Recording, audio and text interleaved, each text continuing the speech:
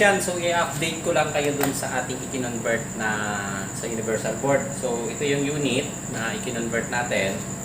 And yung mga nagtatanong pala na sasagutin natin, on and off pa daw yung parang basic or non-inverter ang function. So hindi naman, dahil based sa observation namin, nag-uumpisa siya sa mababang current or nag-uumpisa siya sa mababang ampere. And ayun, so yun nga lang, kapag ka nag-automatic siya or na-reach niya na yung lamig ng room, namamatay ang compressor. So common lang naman, so katulad ito ng mga inverter na yung mga naunang inverter na talagang namamatay ang compressor. Ayan, so normal naman siya. Ayan, katulad nito, so nasa 3.6 lang.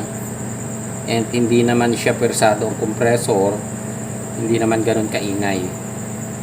Ayan, so maaaring okay naman kasi may mga na-convert na rin naman kami na ganito, wala namang naging negative feedback sa amin. Ayan, so yung function kasi niyan, yung kinabit natin, parang ganito rin siya, oh. Ayan, familiar na siguro kayo sa ganitong unit, yung ganito na kundura on carrier. So ang function kasi niyan, hindi naman siya nagmi-minor din ang compressor. Kumbaga bumabagal siya kapag malamig na hanggang totally namamatay ang compressor. So yung gamit nitong ating unit, so ganun din, nagmi-minor ng bahagya yung compressor and nagka-cut off siya kapag malamig na. So totally namamatay ang compressor. Yan. So ayan, okay naman based doon sa mga nagtatanong pala kung maayos. Yan, based doon sa observation namin na inobserbahan namin ng matagal din kanina, wala namang naging aberya dito. And yung mga naunang ginawa namin, so wala namang naging negative feedback. So maaring tumaas ng konti ang konsumo sa kuryente based doon sa original na board na ginamit natin. Pero sabi ko nga, ito na yung last option kung wala na talaga tayong makuhang board, so mauwi tayo sa conversion. Ayan, so ito na yung kinonvert natin. Ito kasi optional kung saan gusto ipalagay ng may-ari, ng customer. So pwede dito, pwede natin ilagay dito, or pwede ilagay dun sa loob. Yun, din sa ilalim. Ayan, so kaya hindi ko muna siya dinikit. Ayan. Okay, so sa ngayon, nagra-run yung ating unit and maganda ang lamig niya. Okay, so i-off ko muna and lilipat ako doon sa lamesa. Okay, balik ako sa lamesa. Ayan. Okay, so ano bang tawag dito? Ito pala yung board na ginagamit natin is, ito hindi ko pinopromote yung, kasi ito binili rin naman namin. So hindi siya sponsor or pinapopromote sa atin. And sabi ko nga, yung board ng pagko-convert, kung talagang wala na tayong option na pwedeng gawin, so doon lang tayo mauuwi sa conversion. So kung hanggang yung tanong pala doon, hanggang ilang HP daw yung kaya. So nakalagay dito kung ilang BTU. Ayun oh. Yung 12K BTU, ito yung model 82 plus. Kung 24K BTU, ayan, 82U ang nakalagay, 82U plus. Ayan. So sa mga 1.5 up, pero ito pang 1 HP lang gagamitin. So sa 2.5, depende kung pasok yung BTU na nakalagay. Ayan. Okay. So madali lang naman i-set up, nakita nyo naman, ganun na rin naman. And siguro may susunod pa tayo papakita. Yung nagtatanong kung pwede daw sa window type. So hindi lahat ng window type pwedeng kabitan. Depende. So katulad ng Hitachi na isa na dapat i-convert namin. So ang naging problema, hindi niya kayang i-run ang fan motor kasi masyadong malaki. Yun. So hindi namin na i-convert. So yung mga siguro carrier kondura na window type, naaring pwede siya, pero babaguhin natin yung tapping ng fan motor kasi AC ang fan motor noon. Maaring pwede siya na gamitin. Ayan, so yun yung maraming nagtatanong sa atin. And kung kanino daw tayo pwedeng maka-order ng ganitong board. Ayan, so pwede ho kayong mag-order pwedeng direkta po sa amin, depende sa inyo kung saan nyo po gustong mag-order. Ayan, pwede kay Doktora. Ayan, nandiyan naman si Doktora eh. So kontakin nyo na lang po siya sa kanyang cell number 0927-941-5351 and sa kanyang FB account. FB account, tama ba yun? FB, ayan, yung Pale Rain As. Ayan, so ipa-plus namin. Okay? Ayan. So, marami kasi tayong pwedeng paggamitan ito na board na ito. So, pwede nyo siyang gamitin sa like yung sinabi namin na pwede nyo siyang gamitin na pang check sa pan motor, pwede sa compressor. Ayan. So, kahit hindi nyo gamitin na pang conversion, pwede nyo siyang gamitin na, ayun, pan check. Yan, katulad nito, merong pumasok sa akin. Actually, ito kahapon. Galing pa yata ito Laguna. Yan. And ito kanina. Marong yan. Thursday. Yan, kanina. Dumating ito. So, ang problema niya, hindi umaandar ang pan. Parehas ito, hindi umaandar ang pan. Ay, dito ito pala. Ayan. So, ito Mitsubishi. Ito, hindi ko alam kung anong brand ang gumamit. Ayan. Colin yata ito. Dahil merong yun yung Primus. Okay, so i-try natin na gamitin ito para ma-determine natin kung alin ang problema. Yan, kasi kadalasan ang nagiging problema natin, like katulad nito, hindi umaandar si pan. So hindi natin alam, alin ba, sira, board ba or si pan motor. So sa katulad kasi nito, na-DC pan motor, ayan, hindi natin ito basta ma-determine sa tester. So, usually, na-check namin, kung shorted lang talaga yung line ng 15 volts na line, katulad nito. Ayan. So, nakikita natin na defective. Kaya lang, siyempre, hindi naman lahat ng, ayan, huwag niyong mamasamain ha, hindi naman lahat ng technician talaga is marunong gumamit ng analog tester. Yan, so ang alam lang nila pag pumalo, buo. So merong pumalo na defective, merong hindi pumalo na good. Ayan, so yung alam lang ng iba, kaya sabi nga natin, mahalaga kasi na ang electronic sa mga technician, lalo na sa aircon technician. Ayan, so para makapag-upgrade tayo. Okay, so ito, isi-share ko lang sa inyo para ma-determine natin, katulad nito. Subukan ko paandarin ha. Okay, so isasaksak ko siya. Teka, kukunin ko na extension.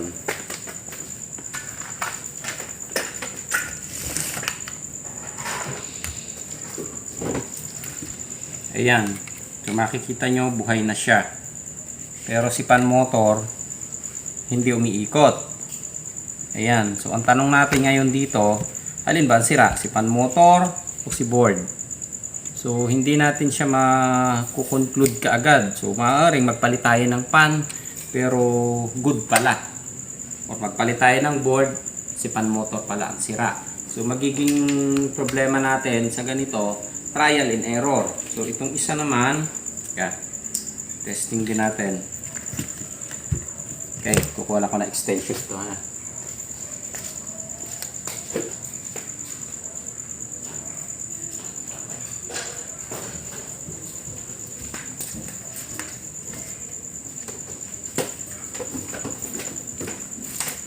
Yan. Palitin ko lang.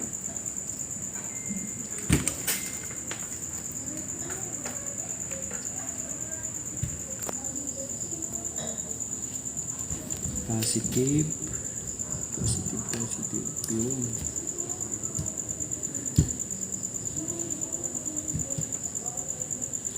Okay. Boom.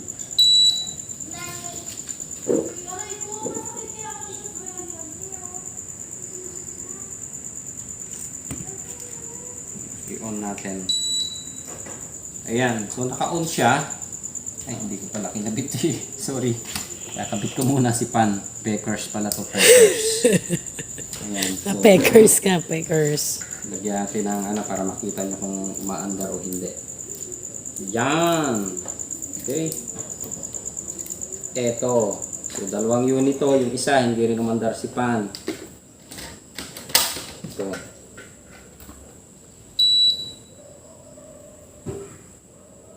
Yan, buhay na to. Okay. So, kita nyo, hindi rin umaandar si pan. Ngayon, ang tanong din ulit natin dito sa isang unit na gagawin natin. Alin ba ang defective? Si pan o si board? Okay, so meron tayo kasi isang ginagawa na pag-check, like yung mano-mano na pinakita natin ng pag-check sa inyo dati. Lagyan ko lang ng tape at baka dumikit.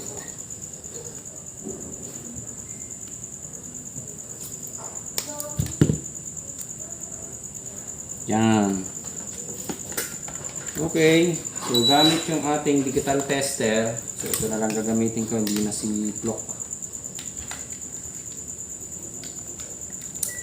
Yan. So set natin. Focus na lang dito kasi gusto nilang nakikita eh. Yan. Okay, nakaset tayo ng DC. Okay, so susukatan natin syempre yung supply. Ayan, tingnan mo makikita yung tester. Ayan o. Kita naman. So may 310, 15, 316. So 310 yan. So unregulated kaya 316 ang nasusukat natin. And yung isa, yan o, 15. Ayan, mapapansin nyo bahagyang umiikot siya o. Napakabagal. Hanggang sa mag-error na error E3 siya. Yan o.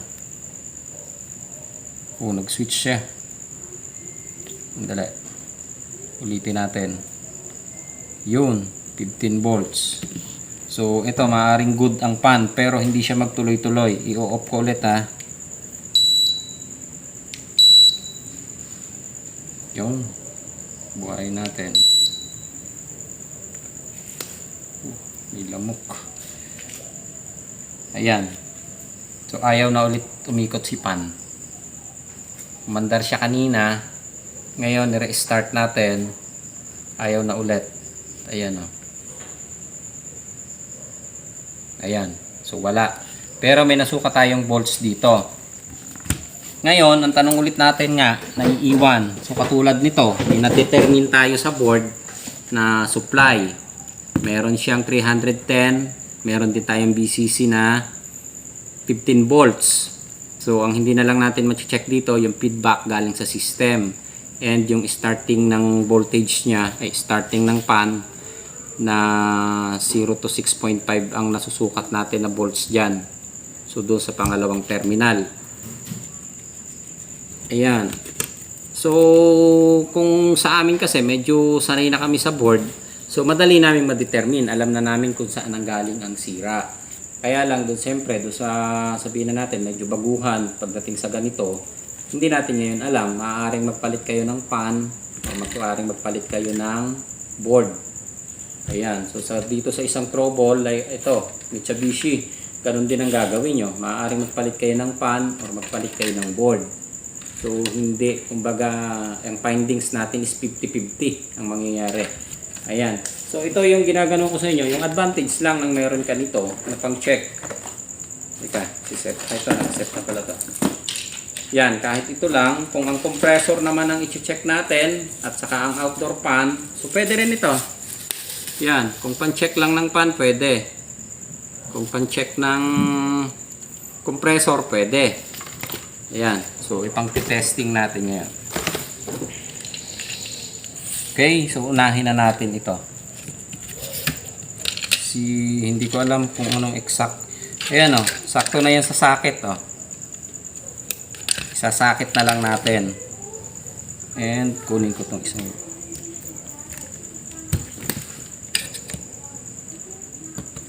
Yan. Ito.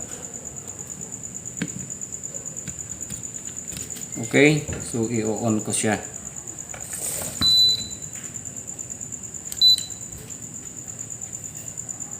Yan. So kita na kagad natin, good si pan motor.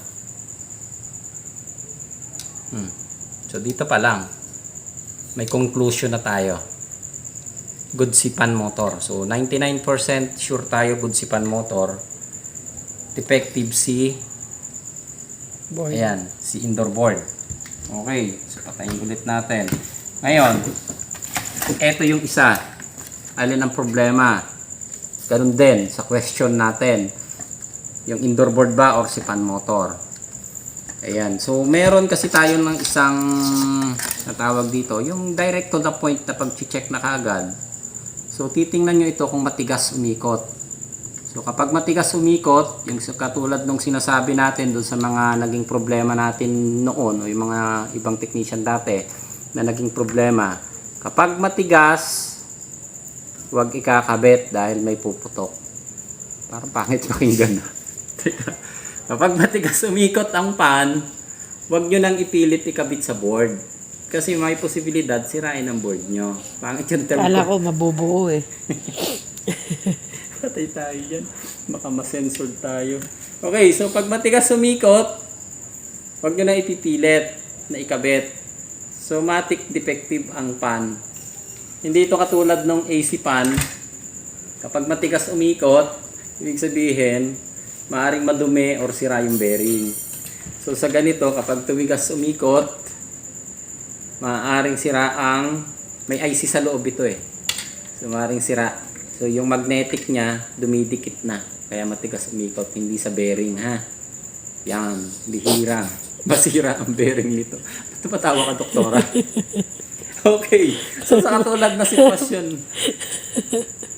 Okay. So, change topic. Ayan. So, sa ganitong sitwasyon, like ito, medyo maluwag siyang umikot. Hindi natin masabi na matigas. Okay. Huwag kang tumawa. Nawawala sa... Ayan, okay, seryoso na, seryoso. Kala ko pag malambot, may ibang gumamit. Huwag mo gulo. Ayan, oh, medyo malambot siya. Ah, Medyo malambot Tay siya. tayo dyan. So, pwede nating itry ikabit okay. dahil medyo malambot umikot.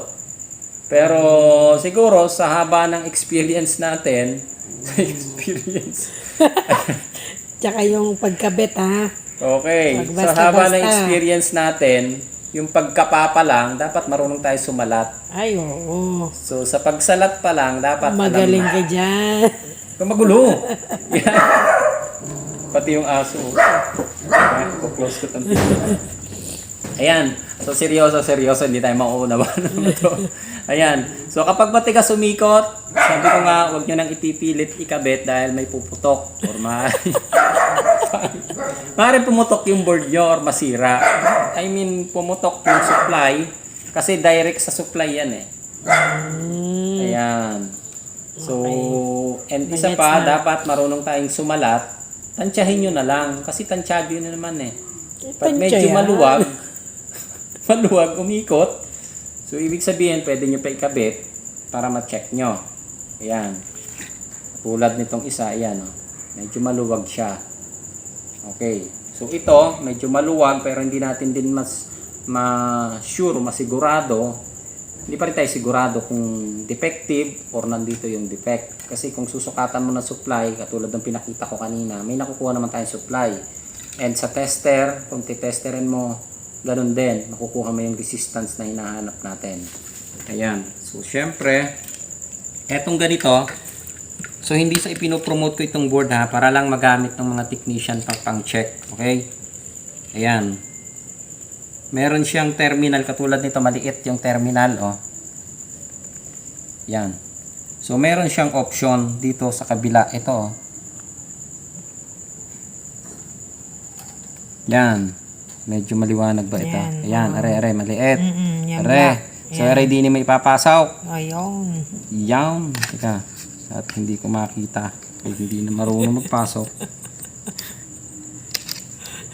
Teka. Ano ba yun? Teka, sandali lang nga. Ito tawa ng tao. Yun! Oh, are. So, may option siya ha. Pwede nyo ikabit dito. Ayan. So, isasaksak ko ulit. Diyan, may buhayan siya din eh. Ayan. So, makikita nyo, hindi na ikot. Oh. So, alam nyo na, ang defective dito si fan motor. dahil dito sa ginamit natin. Ayan, so hindi na kayo mangangapa ngayon. Alam nyo na maring good ito. So sure ball na kayo, defective ito. Dahil doon sa pantest. Ayan. Kasi hindi naman katulad nung iba nga, sabi ko nga, hindi lahat ng technician na gumagawa ng aircon ay sanay gumamit ng digital at analog tester. So yung iba nakaalam na kasi yun yung mga henyo na technician. Henyo. Yan. So ito. Bihasa na. Bihasa na ba? Bihasa. Eksperyensado. Yan. Okay, so may kinuha kong isang pan, hiniram ko lang ha. Doon sa isang unit. Eto, kinabit ko doon sa unit natin.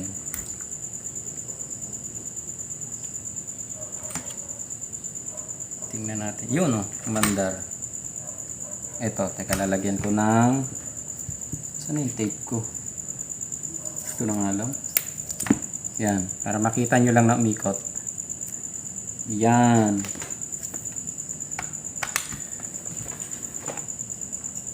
On. Ayan, naka-on na. Yun. So kung wala kayong pang actual, hindi nyo talaga siya madidetermine. Pero kung meron kayo nito, alam nyo na kaagad. Diba? So kita nyo na. Pwede, dami palang purpose niyan eh. Okay, so maraming purpose kahit hindi nyo siya gamitin na pang convert. Gamitin nyo na personal Pang tester testing, nyo na. okay. Ayan, so pwede nyo nang i-invest. Hindi naman ganun kamahal. Yung sabi ko nga, i-inquire nyo kay kay doktora. Yan, yung pinlast natin na contact number at saka pa nga yung FB account niya. So, ayan, kontakin nyo na lang siya doon. Wag na lang po sa akin. Dahil malamang hindi ko po talaga kayo masasagot lahat. Ayan, kaya naipon yung tanong pala doon sa ating YouTube channel. Yung mga nagtatanong, ilang HP daw ang pwedeng pagkamitan. Ayan, so sinagot na nga natin. Depende do sa BTU. So, meron yata malalaki, hindi pa namin alam. So, kung may makapanood ng ating supplier nito at padalhan tayo, so pwede nating i-demo dito. Ayan. So actually binibili rin namin yan. Nakikita nyo naman yata ang price niyan doon kay Lazada and Shopee. So same lang po ng price ng bigay din namin. Yan. Okay, so hindi ko napabanggitin yung price dito kasi merong nagma-market na iba. Ayun. Tingnan nyo na lang. And pwede kayong direct na kumonta kay doktora. Ayan, babalik ko lang ito. Hindi pala papalitan yung position ko No, hindi pa. Eto, ngayon, pwede rin ito lang ang gamitin nyo. Nakabit lang natin si capacitor. Saglit.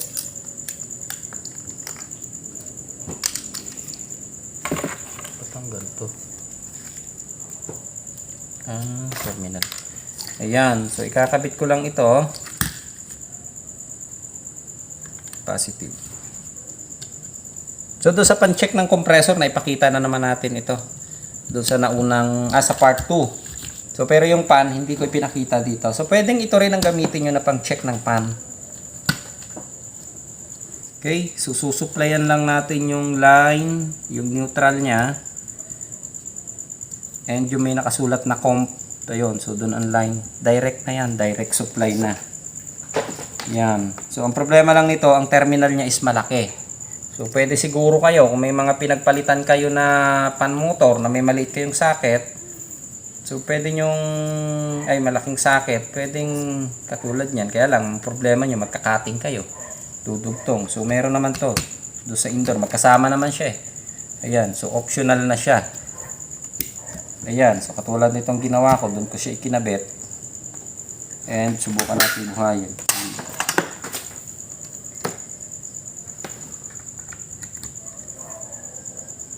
Yan. Layo natin ang konti ito.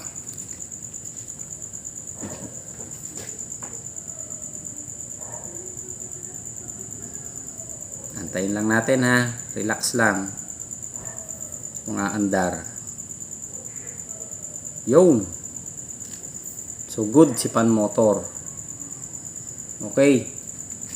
Ayan. So doon sa pag-check ng compressor, ikakabit nyo na naman yung WBU doon sa compressor. So sa ganito naman, kung pan-check lang kahit 2.5 na compressor, kaya niyang i-run. Pero wag niyong patatagalin ha. Kaya niyang i-run. Siguro yung hanggang 1 minute to 2 minutes. kaya niya. Baka kasi pumutok, hindi ko na ano. Pero ang kunin nyo na siguro, yung mataas, medyo mataas na BTU. Eh, hindi ko lang alam kung may stock kasi ito yung pinadala sa amin ng supplier. Ayan, so ito yung nasa taas, 82 plus. So hanggang 12k BTU. So yung isa 24k BTU. Yan, yung isang modelo. Hindi ko pa nakikita itsura nito kasi ito yung ginagamit namin eh. Kadalasan 1 HP. Sa 1.5 pasok naman siya. Yan. Okay. So okay na tayo dito. Ayan, so confirm natin. Etong isa defective ang indoor board. Yung pangalawang board natin, ang defective is a fan motor. Pan motor. Ayan. So kay sir, ano pangalan ni sir? Sino ba yun? Taga Laguna. Hindi ko alam eh. Nakalimutan ko ang pangalan ni sir. Ayun. Okay. So shout out kay sir Katigbak. Yun. Okay, Katigbak. Kay Sir Marlon Katigbak. Yan. So nagpa second opinion siya sa amin. So katulad nga nito na sinasabi ko, hindi nila na-determine na ang problema is fan motor. Kaya Anong brand yan? Mitsubishi. Mitsubishi. Ayan. So pina-second opinion na sa amin. Ngayon, kung meron na siya nito, alam na this. Okay. May bumagsak na mangga galing sa langit. Ay, sa puno.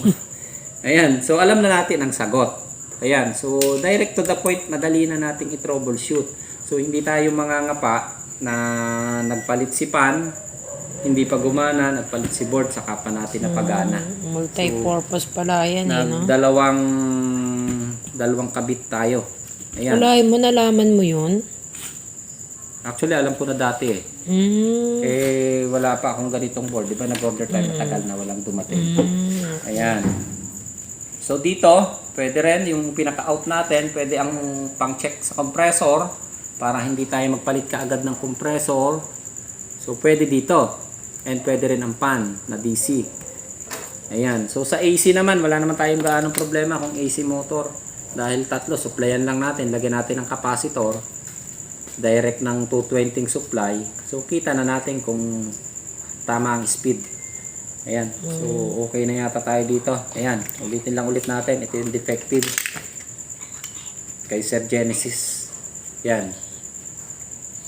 Defective ang indoor. Indoor board. Okay. So, ito yung pan. Good ang pan motor niya. Yung kay Sir Marlon Katigbak, defective si pan.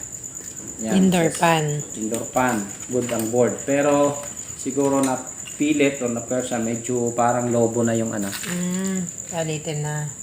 Capacitor, ayun, lumobo na siya. Pero gumagana pa naman siya, pero kailangan na natin palitan kasi sa pasira ang takbo nito. Yan. Okay. So okay na tayo dito. Okay na rin tayo dito. And maliwanag na ito. Doon naman sa naunang na-demo natin, nandun na and may kasama namang diagram. Ayan.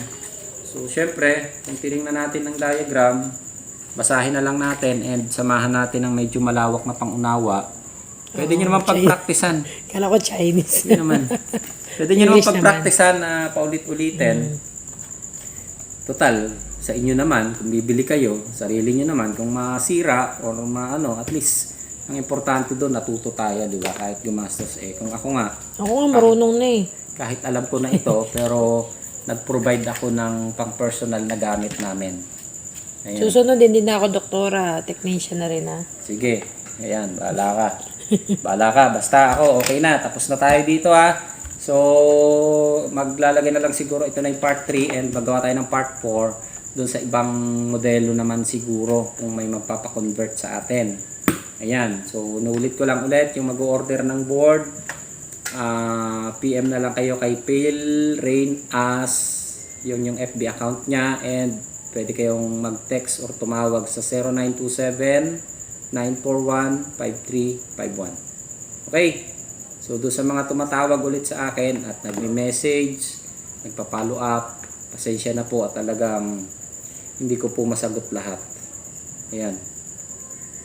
Kaya, ayun, pagpasensya nyo na.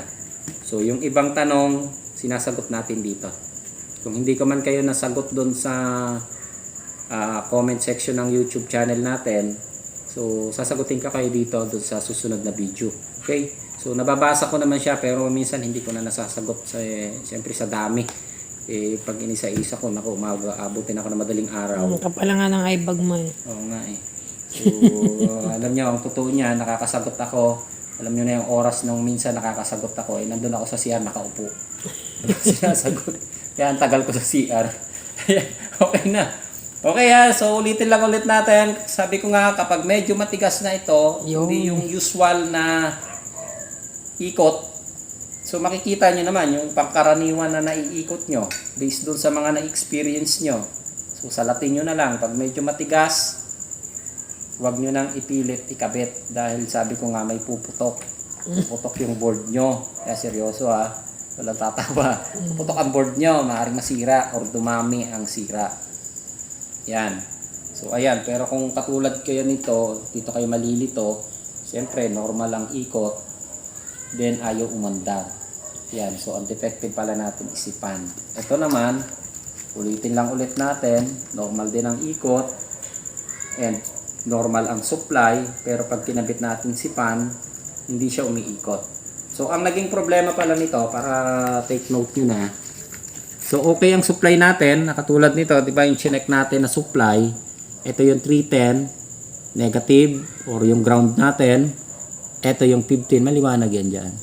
Ito yung 15, ito yung feedback supply, feedback galing sa system. And yung isa ay tawag dito yung switching supply kung tawagin namin ha. Merong isa, yung isa feedback from system galing dito para i-command niya yung motor. Yan, umikot. Kasi meron pa itong IC sa loob nito. Yan, kung tawagin namin noon servo motor. Yung IC kung tawagin namin servo IC. Yan, doon sa mga Betamax at VHS dati. So parang ganun ang system nito. Yan, okay. So ang supply DC. Pagdating doon sa loob, yun yung pinagtatalunan pa hanggang ngayon kung si ano yung nagpapaikot sa motor gamit yung IGBT supply, IGBT transistor. Yun yung tinatawag natin na frequency. Yan. So malalim nga, sabi nga, malalim ang kahulugan. Ayaw na natin munang halongkatin. So umpisa muna tayo dito sa medyo masusundan at maunawaan natin. So ang importante lang naman ngayon dun sa mga technician na gumagawa, sure ball tayo dun sa findings. Kung hindi man sure ball, sabihin na natin 90% sure tayo. So katulad nung ginawa natin, dahil dito sa tester na to, sure tayo good si pan, defective si indoor board. Katulad nito, sure tayo defective si pan, good si indoor board. So magkaiba siya ng sitwasyon, pero parehas ng sintomas na naipakita natin. Parehas hindi umaandar si pan. Okay? Dalawa na yan ha. Approve.